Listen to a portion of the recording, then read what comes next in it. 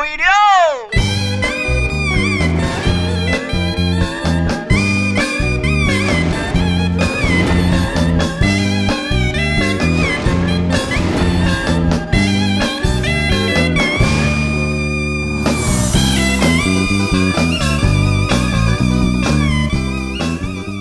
大家好，欢迎大家收看《村民台会》，我是王小 K。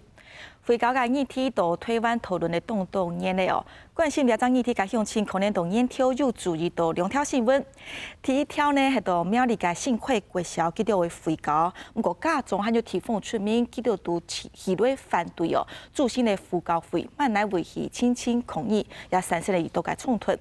第二条呢系到云林嘅华南国小，记到系社会教结合了嘅社区，推出所谓嘅提升嘅家比教学哦，所以也写到媒体嘅学生来读书，细细个学教是紧做紧睇，所以系强用都系社会教，不过命运冇强用。按多年来，大家关心了个回教议题，最主要呢，还系要维持了两个论点。第一个系认为讲，了个教育嘅成本超高咧，所以会减少，会上千啦吼。啊个第二个论点系认为讲，了些学生啊有基本嘅受教权利。做唔得按用钱财度来放弃，所以呢，大家都对呢个议题争吵了很多年。今日村民大会都会好好来探讨，都会讲，了个回教了后，佢有产生哪条问题？看下咁正经上有钱哈，最主要还系讨论讲，南摆了个回教嘅政策，还会持续维下去哈。基本呢，为大家要强调，当到嘅来宾强下来关心，亲密来起教讨论两张议题哦。找个来宾，第一个呢位少介系政大教育系的教授詹志瑜詹老师好。主持人好，各位观众大家好。欢迎老师。听对面的少介系全国教师工会总联合会嘅理事长钟时进钟理事长你好。主持人各位乡亲大家好。欢迎线上。第三位呢，我们介绍是基隆市教育关怀协会的理事，也算是家长代表，介绍是高玉纯高小姐。主持人好，各位观众大家好。欢迎上来来宾到强下谈头。现在因为少子化的关系，全台湾的国民小学哈，总共有2633所哈，都是这样子的数量。这是104年教育部的最新统计。我记得101年的时候，全台湾还有2657所，所以在短短2-3年间，不知不觉也消失了24间的小学哈。那我们看看现在小学大概它的规模是怎么样？30人以下的呢，有115所。30人一间学校的话，大概一个班级是4到5个小朋友左右啦。刚刚来宾有跟我讲，其实很少啦哈。那100人以下的这个小学呢，有945间，大概将近1000间嘛，占全台湾总数来讲话，已经占了1/3强。所以普遍来讲，从这样一个大数据来看，就是我们现在的国民小学跟30-40年前我们在读小学的时候是完全不一样。我那时候一个班起码都是40个学生起跳，可是现在普遍来讲都是这种一般大概就15-16个人这样的规模的学校。所以现在小学真的是形式上变成是小学。面对安个议题的时节，当然对教育现状会带来冲击啊！哪条冲击呢？你都可能下袂个样品报道。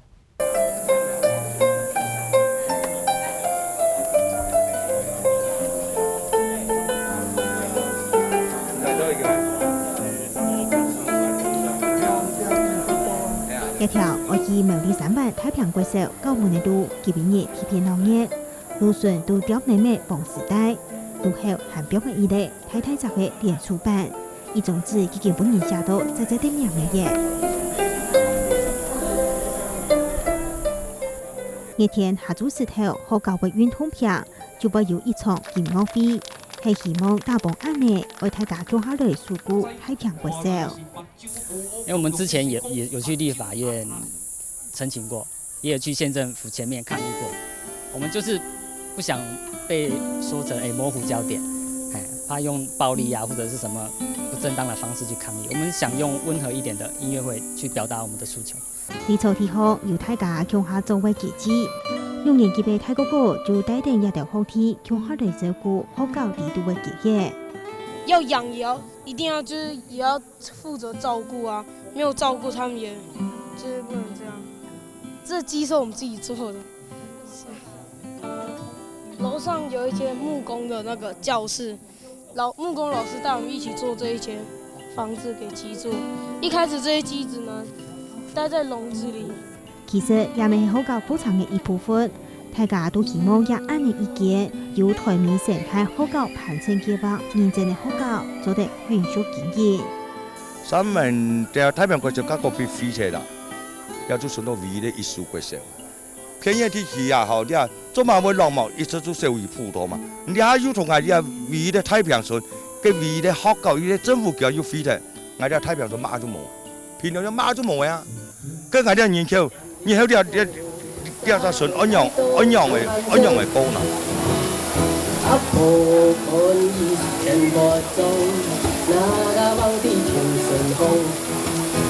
两年合作都可以成开始，地运通票房的营业费还是速度降少。不过大家还是继续期待行路方唐等也好谈的过程。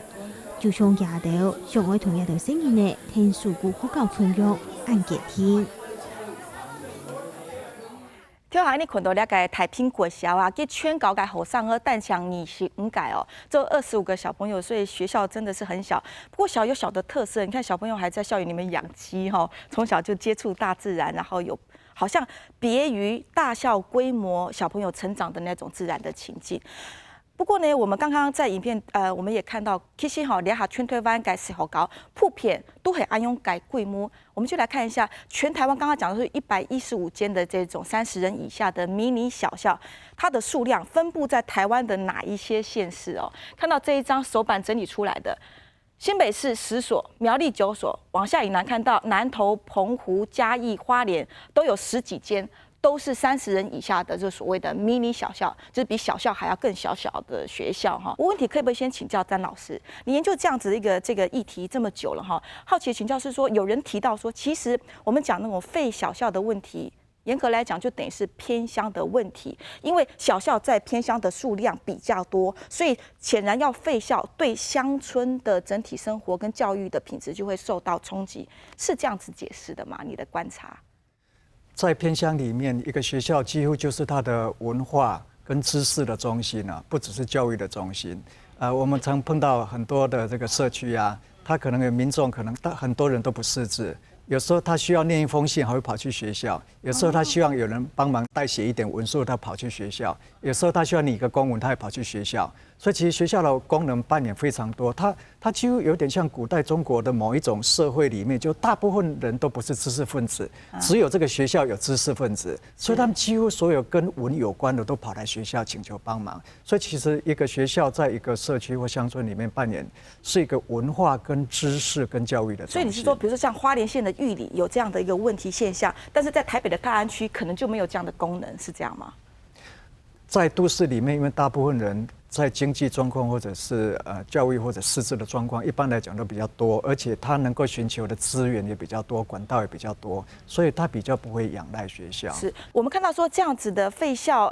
一方面提出来的理由是说，因为要经营跟维持一个小校，耗费很高的教育成本，那地方财政都相当的困窘，所以为了要财政收支平衡，就要废掉这些小校，把学生并到大校去。那看到说在地方上引起反弹跟抵制，也造成的某种程度来说，在教育现场的混乱。什么样的混乱呢？就是为了要保30，为了保一定的门槛，开始有出很多的怪动作来抢学生，来挖角大战。家长不能好好的去下田安心工作，要组成护校会，来想方设法的跟好像县政府在叠对叠一样，要去把这个学校保留下来。那县政府也有出很多的招数哈，比如说下学年就取消开放学区，不让你把外地的学生拉进来，然后预防借学生、抢学生、迁户籍。那苗栗县的例子呢，还有警察带盾牌到说明会上去，所以造成这样的一个问题哦。那这个议题在去年就发酵，那在今天录影，昨天有最新的消息状况出来是怎么样呢？那个5个要被整并废校的这个名单里面，看到县政府在做法上最后的判定好像有一些转圜。看到枫树国小、瑞湖跟大坪全部改成分校，分校的意思就是说原址保留，学生老师还是在同样的学校上课，可是原来的校名改变了。我想先请到应该重历史中，看到了解染政府分担，记到看起来亚动强势很强势，然后认为了解学校就会废退。不过看到错不因最新的消息又按应该变化，你又看到是。台大又反映到哪一种风向，或者是感觉到现在整体环境、社会氛围对废小校没有再像过去那样子可以直接就说废就废了呢？亚政府爱飞学校，其实完全就为到钱的问题啦。还因为钱飞要维持一只学校吼，要2-3千万啦。哦，人家飞腾也就送到2-3千万下来吼。不过我想，家长吼，爱想来讲，迄样的来保障小学的教育权。哦，因为呀，我飞腾的呀偏乡小校，其实也得会面临的教育问题，主要就是讲，家长啊，也后生的阿爸阿妈叫伊工作啊，可能伊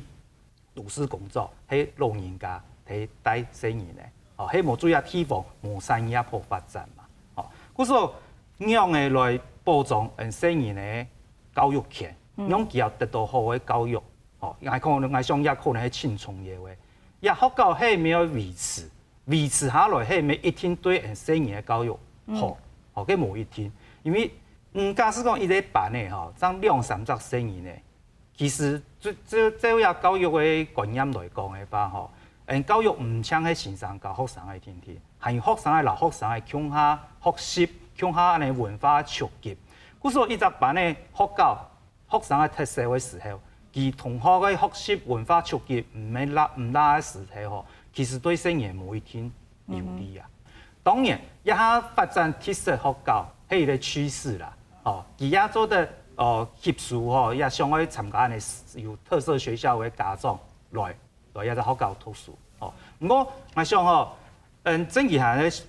都要小人的书教权来看，譬如讲丰书国小啦，丰书国小、水府国小、太平国小，迄个了解法，也附近的2-3公里以外，还有另外的学校嘛，吼。假使也学校本身学生的享受。其实对小人的无一定有利。好，假使讲，家长社会迄物个，我相信他甲社会讲，也学校飞起来以后，变成也沙期的文化中心，那个凝聚力，发通中心无诶。好，个小人的中学的爱伊奈了，爱伊奈教，好，学校飞起来放起来，伊无地方可以啊。故说要求县政府同业学校保留下来，转型做一个沙期的发通中心。哦，虽然我也学校，唔同系飞踢，不过仍然保留500-600万来抢人留下来，转型沙期的发展中心。小人的转来以后，都要学校，有人照顾，有人教其下作业，都市可以安亲班，也好乡下转来以后，都要有人教其，个移到学校还有好教，有同学乡下了。哦，我相信安尼对政府来讲，其实伊做得上到钱，不过对人的小人来讲。其实，伊做的甲教育权做的疏导保障，对沙期来讲，沙期发通中心、文化中心保留下来，上吼也可能应该去两全其美的看法。是，刚才历史中，我想补充一下老师，就是现在苗栗政府看起来好像就是说一直抓得很紧的是学生人数30人，不满30就对。可是其实如果看他们的所谓的那个作业办法。他们应该考虑的标准，其实应该要有5-6项以上。大部分县市也是会考虑5-6项以上。对啊，指标性很多。对，就是除了学生人数之外，照理说他还要评估，譬如说这个学校社区对他的依赖性怎么样？对，社区依存度，还有学生成长趋势。对，学生成长的趋势，以及譬如说那个如果学生要到另外一个学校去就读的话，交通问题，然后他会不会经过土石流的区域等等然后还有包括譬如说那个这个学校是不是原住民学校等等，它其实有非常多的考量。但是我们现在目前看到的，好像大部分都集中在人数，变成是一个很关键的。对，张老师，那刚刚张理事长他有提到一个其实废小校一定是这么万恶冤首嘛老师你怎么看？其实我们要怎么从体制上比较健康的来看待废校与保留学校的这个议题？其实我目前看各县市的那个废校办法，他在定的时候都是写得很积极，说是为了学生的受教权，让他有更丰富的学习机会所以通常他是假定就是说，这个学生到另外一个学校之后呢，学生人数变多，文化刺激变好但是大部分都是写的。其实我们到目前为止几乎没有看到任何研究报告说学生到了新的学校之后会变得更好。因为更多人担心的是说，我们本来在偏乡小校里面因为大部分学生的家庭可能是单亲家庭、隔代教养等等，很多家庭功能比较难以健全，所以学校的老师他要负担蛮多的，就是个别辅导跟家庭多功能型的任务。他是多功能型的，所以他学生人数比较少的时候，他比较可以照顾的周全。孩子少，生的少，这是一个现实存在的问题。然后学校现在是在这边，当然对这个学校的处置有利有弊，大校有大校的长处，小校有小校的优点。那当然就是弹性的来面对处理。那我们的高小姐呢，其实是家长代表哦，其实你有小朋友。对，2个，对，现在是在读几年级嘞？现在一个是读1年级，一个读4年级。自己做家长，你觉得像这样的小校，你看到它的是优点还是缺点？其实我听说这小朋友的学校也列入基隆市第2波的才并非的名单。对，那你又是怎么看？其实我在帮孩子选学校之前，因为我们住的地方其实是在基隆市跟新北市的边界，所以我们其实转一个弯就可以到新北市的大校去就读。对，那以我们社区的邻居来说，大家的户籍也都放在新北市，对。但是最后为什么会选择留在这个小校里面？对，其实家长的心态还是希望说孩子有一个健全的学习的历程。那我们看到的是，他在这样的一个单纯的学校里面，他其实我觉得他是整个全人的是被照顾到的，他的照顾是相对于大校的完整性。那因为师生比例比较低，所以老师在照顾孩子的部分，的确是像我们进到学校里面，我的孩子从幼稚园读到现在已经6年了。那我的确看到整个学校里面老师跟孩子们的确就像一个大家庭一样。那不管办什么活动，大家都是一起做。那个校园气氛是非常和谐。那孩子从进学校第1天到现在，没有1天说他不想去上课。是哈。对，所以他也不会有我小时候会想到要考试、要上课就会生病、头痛的这些状况。那我觉得这个是一个小校的一个吸引点。那我们感觉比较像家庭式的。可是刚刚教授们又提到说，那种大团体的那种群性教育也好，或彼此的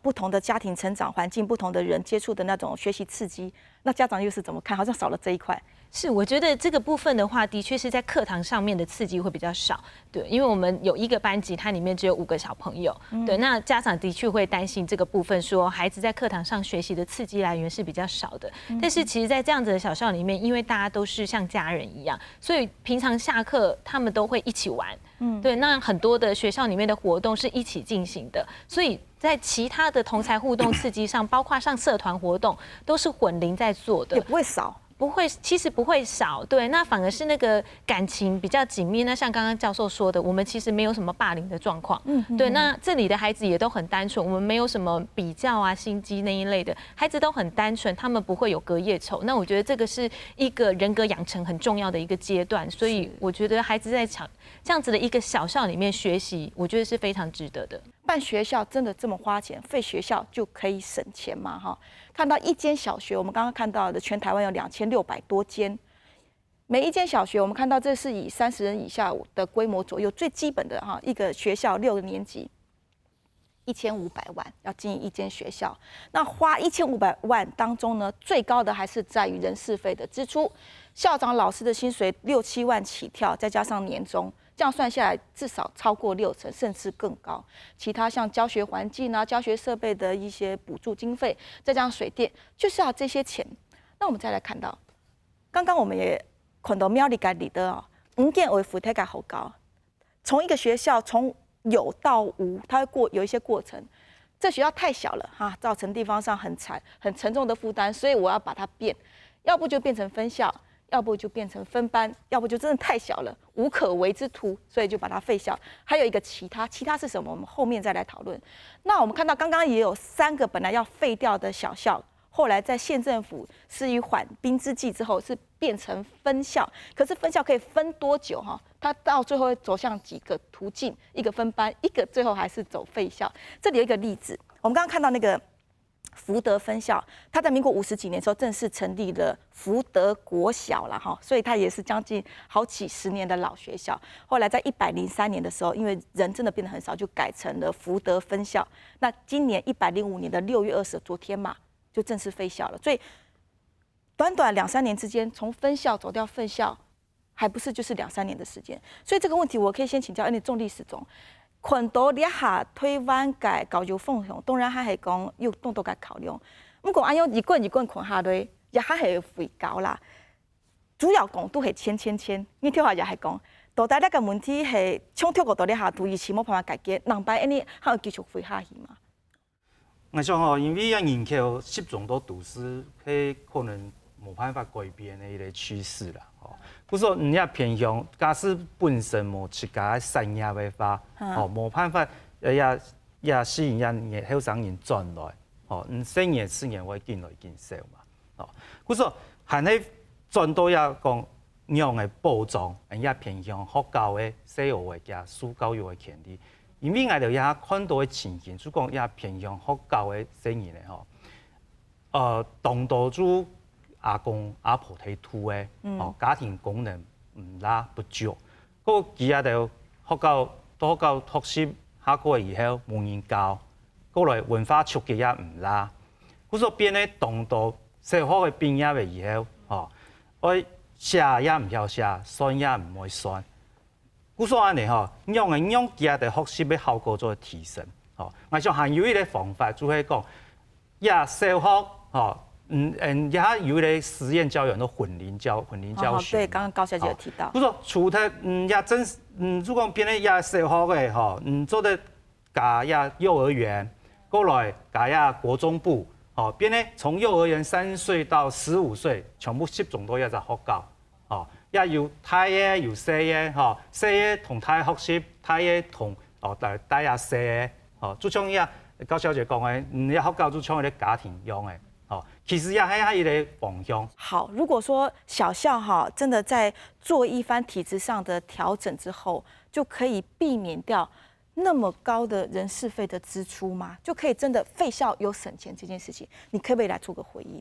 其實這個部分我非常懷疑。因為譬如說以人事費來講的話，它佔最大的比例嘛，哈。對。可是我們在所有的廢校辦法裡面，哈，都有規定，就是說你要廢校的話，所有的人事都要有安排。譬如說，那個校長可能還要參加其他學校校長的遴選。那老師呢要參與借聘，要不然就先到教育局處去服務。所以廢校老師不會沒有工作。對，連工友也都有安排。所以其實所有這些人事全部都還存在。他只不過是不用這一塊預算而已，他還是在別的學校或其他單位還是有用到預算啊。所以從整體國家的政策或稅收來看，我覺得那花費並沒有少啊。它會逐年減少是這樣，就是說他可能因為到其他學校去之後，其他學校的老師可能補得比較足了，所以他就不用新人了。因此他其實他影響到的是後來能進來的人，這樣。所以其實他偏向廢小校之後是減少了總體名額，以至於其實它是影響年輕人的一個新的一個就業機會。而且他這個有學者已經有做過估計，就是說你廢一個學校哈，它這個成本能不能回收哈，它要等17年。所以要17年之後才能夠完全回收，並不是說你一廢校就立刻可以省到這些錢。我們目前的大部分財政困難都發生在地方政府，而且各縣市的財政狀況非常不一樣。那苗栗縣特別有問題，是因為他前任劉縣長留下很大的財務負擔，所以他現在這些人來承擔，也確實有一些不太公平。但就國家整體觀點來看，因此我覺得中央政府還是應該做更多的拯救的措施。簡單講就是說，國民教育階段的經費哈，我們因為說國民教育權是地方政府的權利，所以呢一併連那個經費的責任也全部都不承擔。我覺得這個部分對我們的國民教育受教權來講是非常不公平的，因為你如果仔細去計算每一個縣市它的單位學生的教育成本非常不一樣。對，那個很窮的縣市呢，他學生你花在那個學生身上的單位成本很少，那富有的城市它單位成本很高，所以理論上這個並不符合憲法。我有時候我在想，就是說某些縣市如果很清楚的話，他甚至可以去那個告中央政府，就是說各縣市其實在國民教育經費上面的不平等。高小姐你怎麼看呢？那其實在經費的上面，我覺得偏鄉小學真的沒有辦法說，因為他們在整個城市裡面的地位比較低，所以他們也沒有辦法相對得到比較多的經費來源。那學生人數又比較少，所以在學校的表現上面又沒有相對於大校那麼大的亮眼的時候，其實市政府它不見得會給偏鄉小校那麼多的機會，那反而是你要一直去要，那要了也不見得要得到。所以其實我們家長在看，我們有的時候真的就是自己掏腰包自己做对，那就办活动啊什么之类的。对，就是变成说你家长会就要很重要了。对，那就变成说你家长其实是在参与在这个办学的过程里面。那你说市政府它中央这边有没有给予什么经费的补助？在我们家长的立场来看，其实这个真的是微乎其微。是，谢谢你。这里中央对地方的补助还有2个很重要的关键，一个是叫做项目，因为中央补助地方大部分都偏重就是设备。所以有的学校他会觉得说你给我很多设备费，可是我现在不缺设备，那我要不要在屋顶盖个厕所？好，可是他最缺的是人事费，可是中央不补地方学校人事费，所以这个是一个项目需要做一个很新的一个制度，要一个现实的调整呢。对，这是有一个制度需要修改的一个很重大的中央制度的一个问题。那第2个叫做形态。像中央补助地方学校，大部分都采叫计划型或竞争型的，所以教育部也给很多地方学校很多补助，但是你要提计划来，然后就是要竞争。对，所以你就要写很多的计划，然后要接受很多的审查，然后执行之后要写很多的报告，然后你要竞争别人，你写的不好就没有钱，所以它竞争型的。对，你的计划或者成果不好，那明年就没有啦。所以它是每年在看嘛，所以它不是制度型的。那我们是希望就是说你要有比较稳固的制度型的对地方的一个补助，而且最好能够 cover 部分的人事费，而不只是设备而已。是好。上个里边就讲到，其实群了解非社会教育议题其实非体冇听出上千咯，也另外一方面咧讲咧，非体学教也唔系讲完全都对学生唔好，所以最主要你看到了只社会嘅正义运动后背应该会读两态主题，一个系用个对声音咧，就系提好诶。可能过去很多僵固的制度，或者是老师讲的形态，到了这个时间点可以做个转换。这时候大家需要集思广益。那提早部分呢，是用个整体嘅方向来想，除咗小朋友去教育得到最大嘅好处了后呢，你整体嘅社会，比如说一个偏乡、一个偏远的山巅海角的村落，它怎么样做到产业？村民永续，还有它的整个教育啊、交通、医疗都是环环相扣，在整个整体，这已经到了国土规划的层级了哈。所以，但像一个社会教育议题，群都系全台湾你下都偏向嘅问题。你协群下继续来探讨，就系南白界也实验之中，你又会handle到哪问题？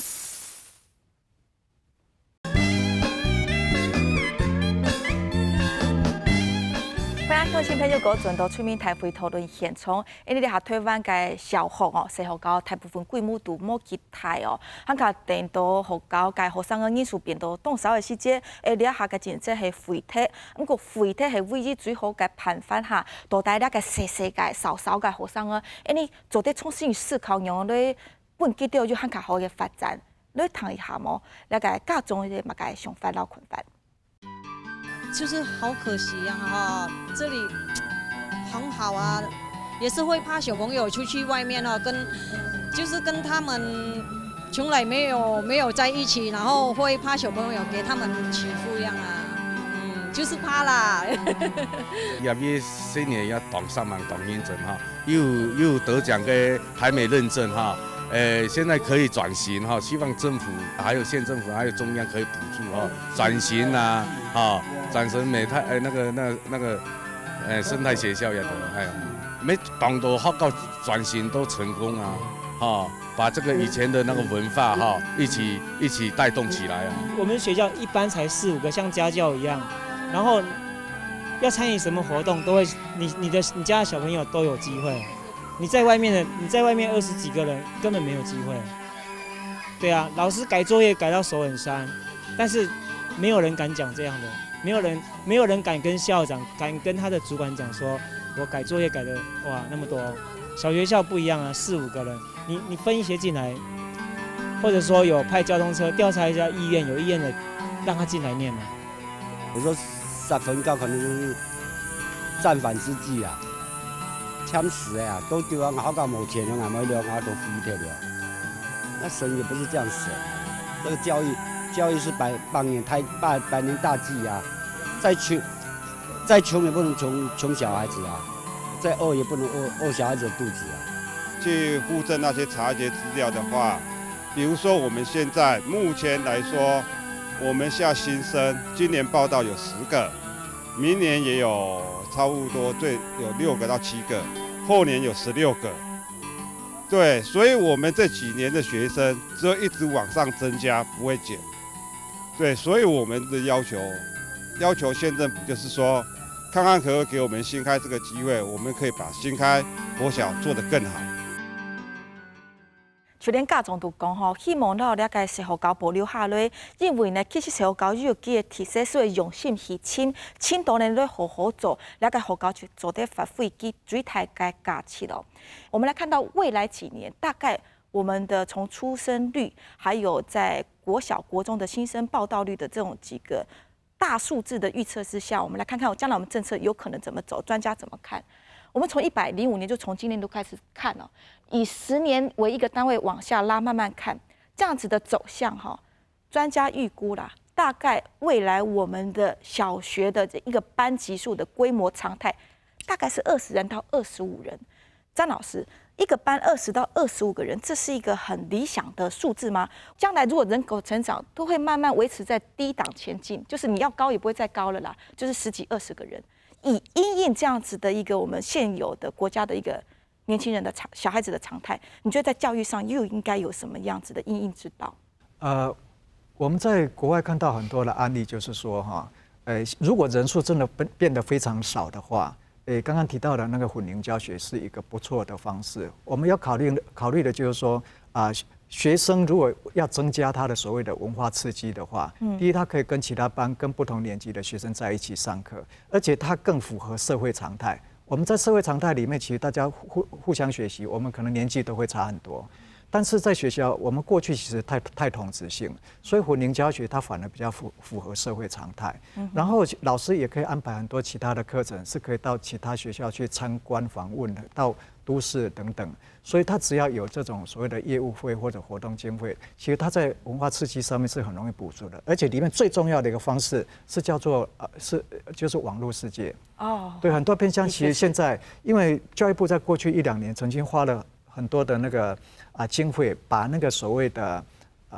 基础设施建立起来，所以现在很多偏乡其实也几乎都可以上网。那善于应用网络的那个老师哈，他把那个网络的课程以及国际互动，甚至可以融入课程里面。所以我们看到有一些偏乡的学校的学生，他甚至可以进行国际互动。所以偏乡的医化很重要。对。那你觉得现在台湾做得好吗？够吗？有在进步当中啦。你如果说就世界各国看起来的话，台湾其实还不算差。历史总，你跳下去讲到动重要，你去到了解肥狗嘅问题，其实讲到最尾就会好上个修搞天呐哈。你就又去喺度培国提起，你较重要动作，唔係度散派表達國嘅素材，就係度回順啊動人嘅素材。從按用培國提起嘅社學教吼，教授講到，佢嘅功能為動演法吼，發揮佢到啥去動緊密嘅結合時節，佢都做得留下來。你用嘅可能都留下現有政府嘅資念吼，還有家長嘅想法，還有動到團體嘅看法，你知道用喺嚟鞏固本了解培國提起嘅社學教。發揮會得按用嘅功能，做得留下來，做得帶動小朋友嘅心中。假使講體理上當然，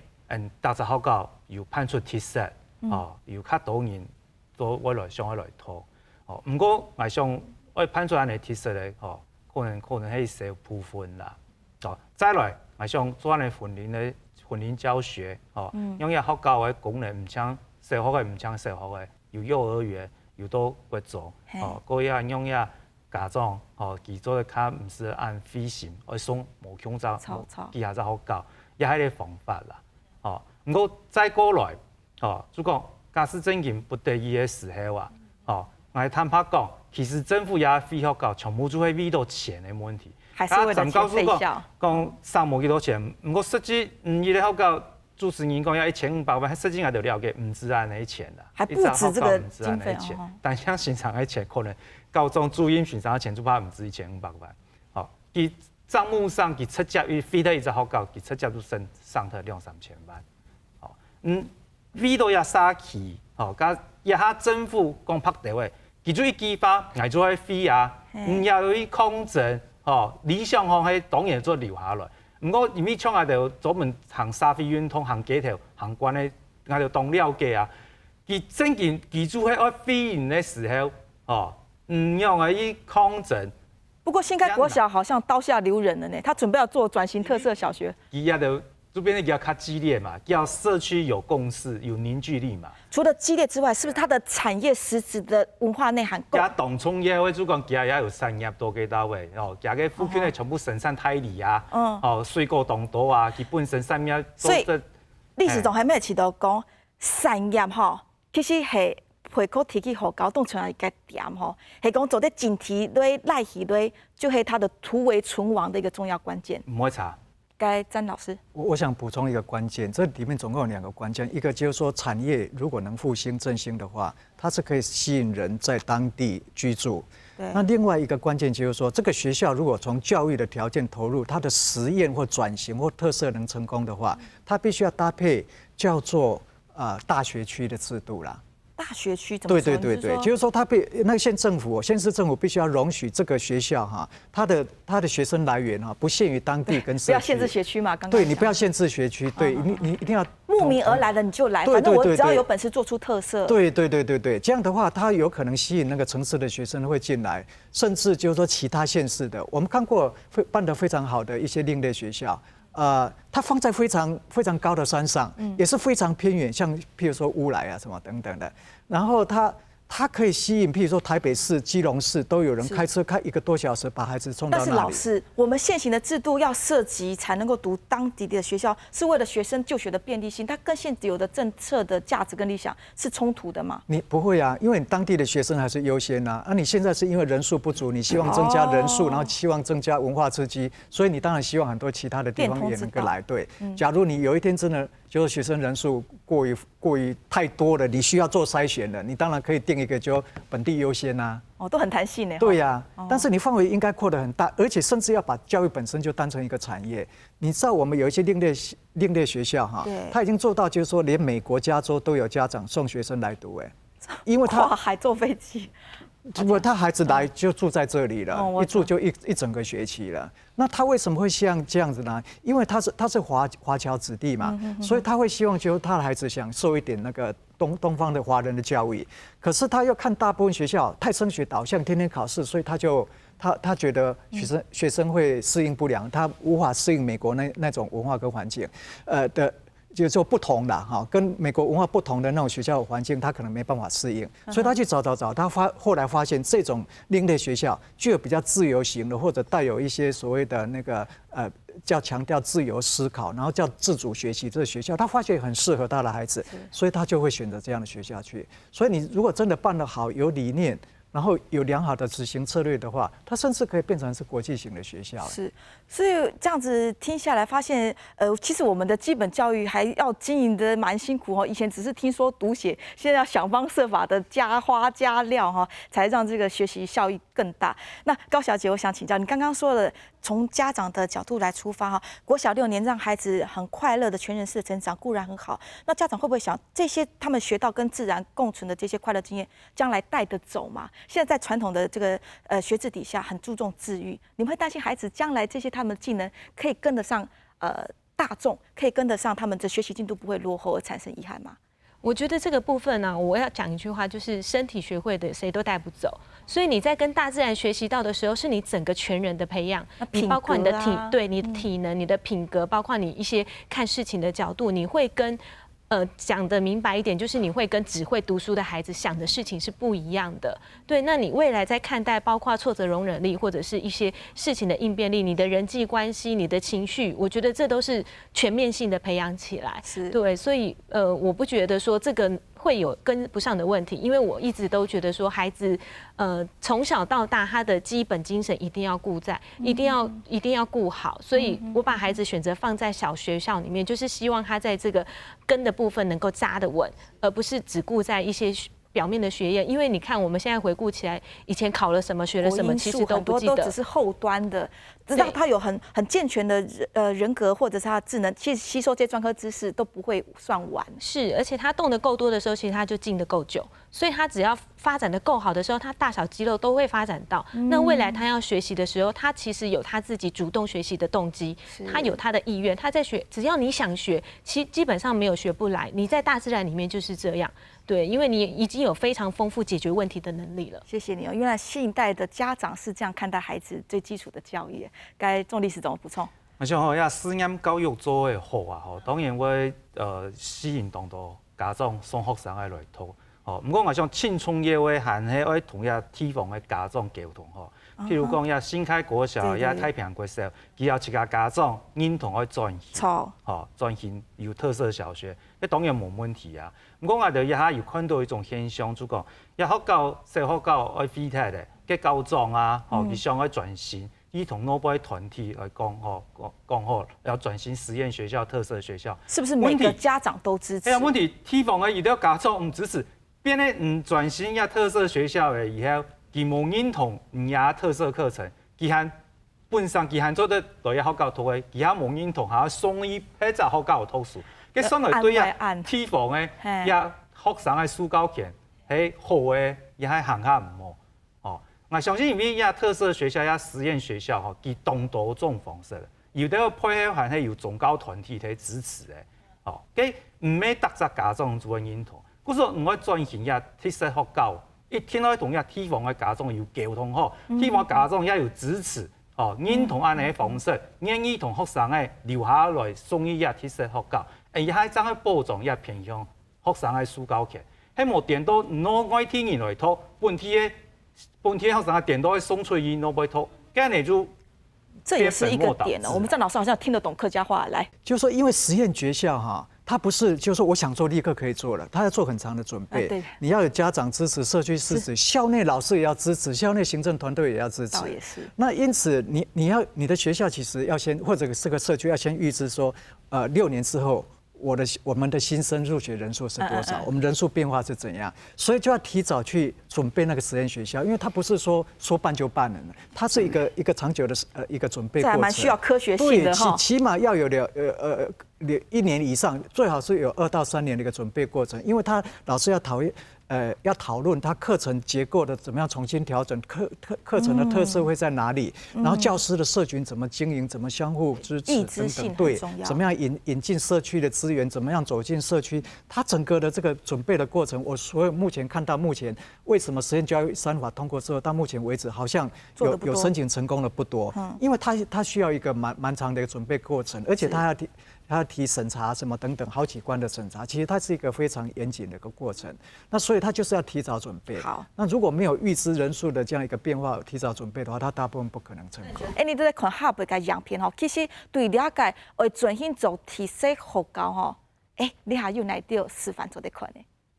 哇塞，原来一个小小的孔明灯就只能飞上天，还有那么多功用啊！对呀。而且呢，也到生意呢，3万个电出本等，带等贴片周围土气，还有用心包的海报，而展现出自家也一好起来，从研究后的成果。这研究课对孩子来讲就是最真实的学习，他从阅读理解抓重点，然后用自己的话来说，然后他还要上台去表达，把话说清楚，让别人听得懂他在说什么。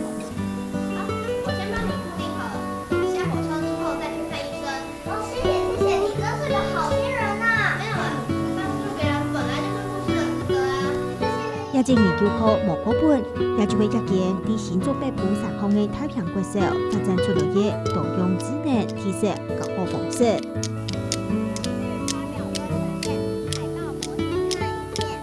台湾也嘅好教，每次强强做本人比赛，也经过转去，面试有128个学生嘅。除了采第3期嘅9位生员呢，其他學生呢都會對速讀、速背嘅素材落嘅。家長是希望學生呢，都在用一個好強項嘅能力來學習，是尊重大家學生嘅幾個優勢智能，好強項嘅能力來學習。嗱，唔係聽學習嘅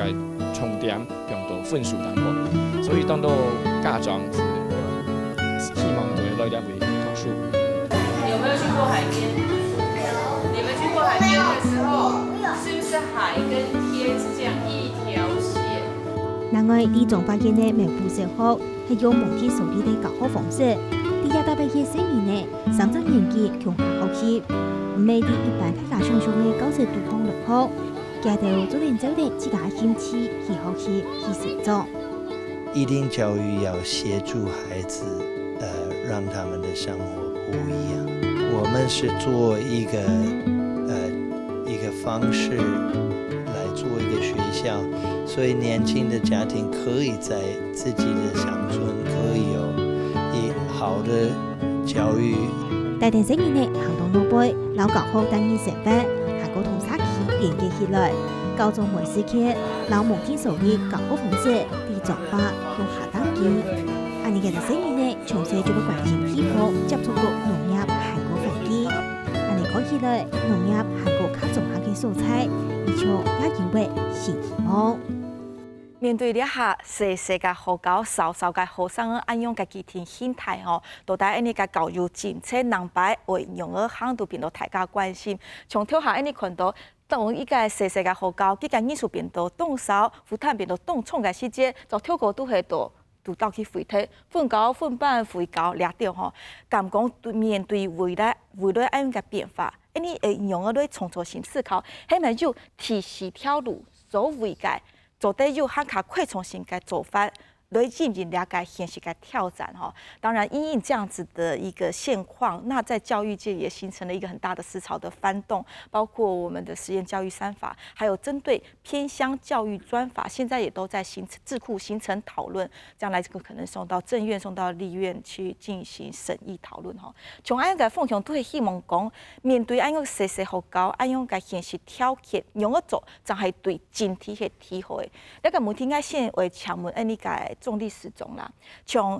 佢下日經講到，其實是學校回得嘅議題，大體都喺度陪國地區為發展嘅合作。從啲唔係單止講學校度呢個陪國地區為回唔會回嘅問題，係講要產業、要人才，當然就要圖書嘅需求嘛，嗬。所以咧係整體嘅考慮方向，政府係講關心到啲議題，就係對偏向地區、陪國地區呢下行業世界資源為咗撈去補救，所以會做嘅關心係呢一條嘛，呢個困法。我想應該係安尼啦，就講，假使真正要叫也配國學校嘅生存吼，佢主要係喺地方嘅發展以來啦。地方發展以來，4年後生人就會轉來。哦，假使講用嘅實驗教育也係當然也係另外一種方法啦。過來我講嘅就講，也係有咧偏鄉教育法草案，哦準備要來通過。其實也法律主要係喺前老人啦，主要嘅係人身上吼，因為偏向學校，佢當到推理先生，唔係真實嘅先生喺教嘛。佢說影響到也學生嘅書教權。老師留不留得住？係留唔係咧問題哦。唔講我想吼，真正嘅問題係喺到縣市政府啦。哦，我記喺呢嘢來講，譬如講啊，台中市小學先生有1萬嘅名額，實際佢搶嘅正額嘅先生係9300，1300。哦，係推理先生，一條推理先生到哪呢？都要偏向較細學校啊。哦，佢台中市政府做佢做的用一個技術的方法，用一1000隻推理先生名額留到一讀書，用一偏向嘅細學校全部係真實先生伊做得冇，而且對做得多，哦也做得得，哦，嗰個也係技術問題啦。當然偏向學校。做樣板吼，有也熱情的先生吼，願意教書的先生伊教，吼，加個搶先生方式做得一點較彈性化一點，吼，用技學校的先生，吼，做得全部係正業先生，吼，也願意留喺偏鄉都要教，吼，我相信也係技術的問題啦。哦，所以找到好的師資願意到偏鄉，並且教得好，而且留下來，了解應該部分係動重要，能把它發給設計好，一起都做得更靈活彈性一點哈。那詹教授，我想請問，因為現在的偏鄉教育專法也還在研議，在形成一個共識的過程之中啦哈。那這樣的一個考慮，當然剛剛理事長提點到，主要法的這個關注焦點放在錢跟預算。好，那我們也發現到說，其實偏鄉的問題很多，醫療、交通、老人、小孩、教育、社福，其實好像都一掛的，然後好像偏廢其中一個都會聯動的拖垮其他的，所以我们是不是既然有这样子的心，要从法上来去面对我们现在的教育现实，我们是不是应该那个高度也不要低哦？有关实验教育，我觉得它还是一个很不错的一个新的契机，因为实验教育才有3法。而这3法里面有实验教育3法，所以它才有很多的弹性的制度。你把偏乡学校如果给它一些制度上的弹性的话，我们要相信就是说，譬如说民间的智慧其实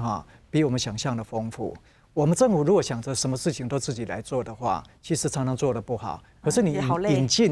进民间智慧，有时候帮助很大。你要相信基层老师也是帮助很大。基层老师也有他的智慧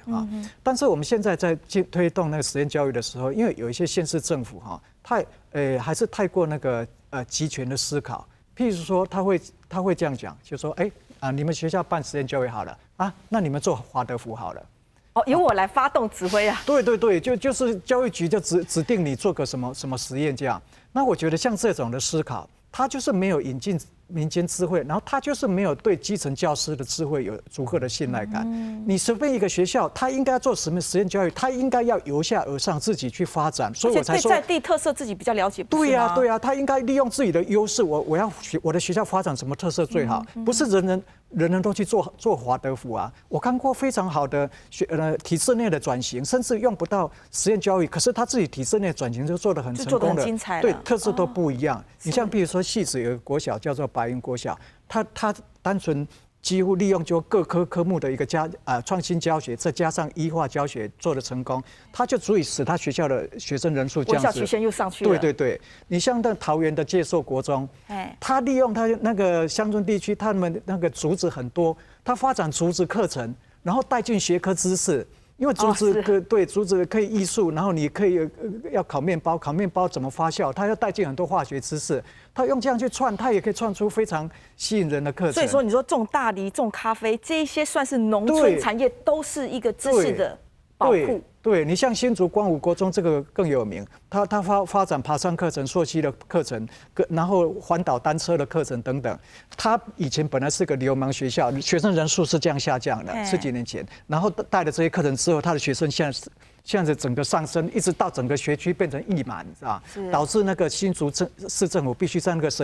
学区另外设一个小学。所以我们很希望，我们现在在那个偏乡教育立法里面，很希望就是说，各县市政府，你如果要在偏乡学校要废校之前，你至少先经过一个实验学校的阶段，然后引进民间的智慧，然后让你在基层老师的智慧可以动起来，然后让这个学校跟社区的资源能够结合起来动起来，让他们试试看。你把制度上松绑，让他们试试看。如果他们还不能成功，你要废的话，我们就没有话说。是高理事长，你怎么看呢？我在看啊，我觉得教育本身其实就是一个实验，因为你没有办法用同样的方式，然后保证每一个人都能够有同样的学习成效。所以我觉得实验3法出来之后，其实真的就是松绑，你就给学校更多的弹性，它不用局限在一定要国术英测制。对，那其实老师有更多的发展。其实像教授刚才说的，我们现在我们整个协会在看整个基隆市的实验教育，我们这样在推展的过程里面，其实那个特色只是就是一个亮点。所有的老师都是靠他们的专业，把所有课纲里面需要学到的教育知识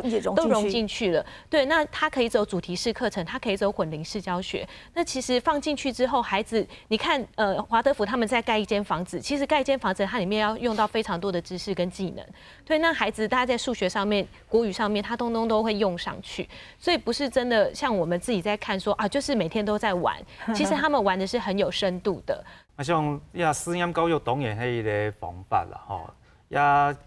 实验教育精神也真然不错哈。不过其实我哋也看到嘅也有的位假借实验教育，其实作为可能违反教育原理的